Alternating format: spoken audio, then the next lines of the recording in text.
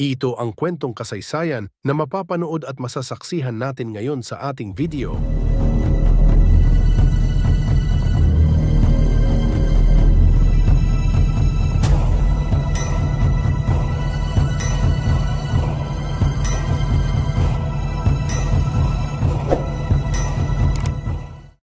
Si Jose P. Laurel ay isang Pilipinong politiko, abogado at akademiko na naging ikatlong presidente ng Pilipinas mula 2043 hanggang 2045 sa panahon ng Japanese occupation.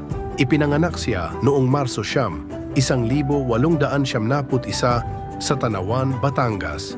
Bago siya pumasok sa politika, nagtapos siya ng abogasya at nag-aral sa Japan, kung saan nakatanggap siya ng mga karanasan na humubog sa kanyang pananaw sa pamumuno.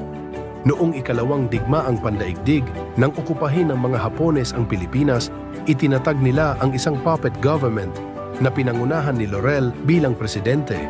Ang kanyang pamumuno sa ilalim ng Japanese regime ay kontrobersyal, at habang ang iba ay nagsasabing nagtangkang makipagtulungan siya sa mga Hapones upang maprotektahan ang bansa, marami rin ang nagsabi na siya ay naging kasangkapan lamang ng mga Hapon sa kanilang layuning mapanatili ang kanilang kapangyarihan sa bansa.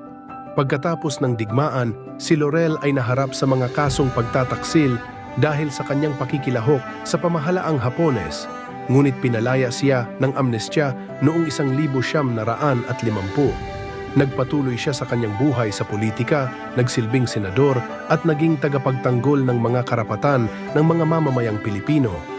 Pumanaw si Jose P. Laurel noong Nobyembre 6, 1950.